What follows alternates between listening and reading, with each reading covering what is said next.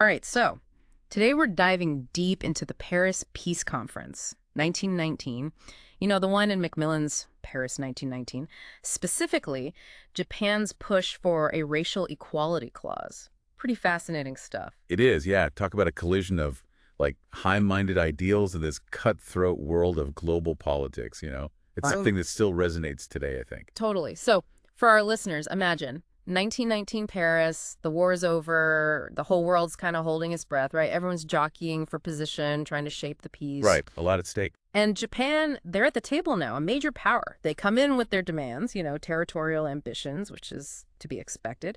But then, boom, they drop this demand for a racial equality clause in the League of Nations covenant. It was a pretty bold move, at least on the surface, right? Totally. So, what was the strategy there? I mean, what was the bigger picture for Japan? Well, you got to remember, Japan's dealing with its own forms of discrimination back home, yet here they are on the world stage calling out the West's hypocrisy. Yeah, it's like they're saying, you want to talk about equality. Let's see it then. Exactly. And Macmillan does a great job of capturing the anger many in Japan felt at the time. She mentions those protests, 20,000 Japanese citizens outraged over discriminatory U.S. laws, even calling for war over it. Wow, 20,000. That's not just a protest, that's a movement. So this clause, it's about principles, sure, but it's also about Japan kind of positioning itself as a moral leader. Absolutely. And you can't underestimate the impact this had on the rest of the world, particularly the global South. Imagine a non-Western nation successfully challenging the West's moral authority. It could have shifted the balance of power, emboldened other nations fighting for independence. Right, like a domino effect. But, and here's where it gets really interesting, how do we square this, like, outward push for equality with Japan's own internal issues? Was it genuine, opportunistic, or both? Yeah, that's the paradox, right? That's something nations still grapple with today, this tension between ideals and self-interest.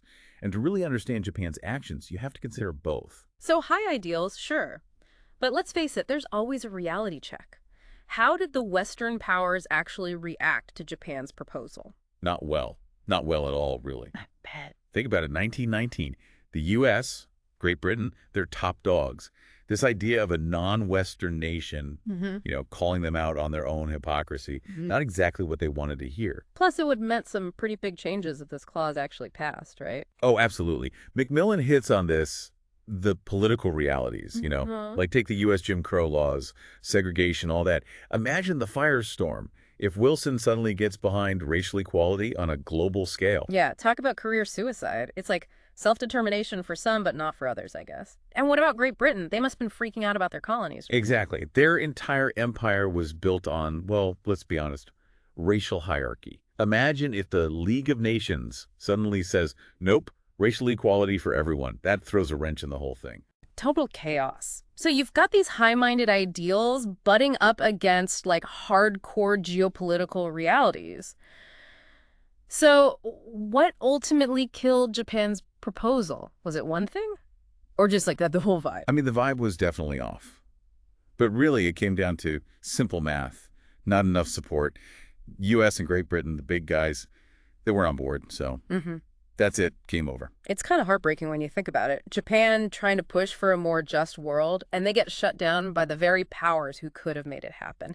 So they tried to do maybe not the right thing, but something different, and got completely shut down, like hitting a brick wall. What happens to Japan after this whole debacle? Oh, man. You can only imagine the stinks, right? Like you put yourself out to try to shake things up, and the powers that be just swat you down. Yeah. It's got to breed some resentment, right? For sure. Like being told to sit down and be quiet when you're trying to have a voice at the table. Yeah, and Macmillan talks about this, how this whole thing, this rejection, really fueled a lot of the resentment toward the West, which, feeds into the whole nationalism thing later on. Right, like we'll do it our own way then. Exactly. It creates this narrative of us versus them, right? Yeah. And unfortunately, when a country feels like it's backed into a corner, like it doesn't have a voice, things can get, well, messy. Yeah, history's full of those examples. So this one event at the peace conference, it wasn't the only factor, obviously, but it was like a catalyst. Yeah, I think that's a good way to put it. A catalyst, a turning point. It showed them that the West wasn't really interested in changing the game, just keeping the same rules. And for a country like Japan, ambitious, eager to assert itself, well, it pushed them in a different direction. Not a good one, sadly. No, not at all. Really makes you think, doesn't it? about how these power dynamics play out then and now. It's like this echo through history. It really is. It's tempting to look back and say, what if they had listened? What if things had been different? But that's history for you, I guess. Always asking those what if questions, right? Right. But I think that's the power of looking at history like this, like Yeah, really diving deep into these specific moments.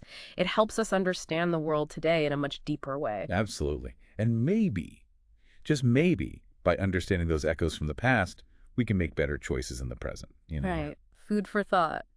Well, on that note, gotta say, this was a fascinating deep dive. Always a pleasure chatting with you about this stuff. Until next time. Anytime. This was a good one.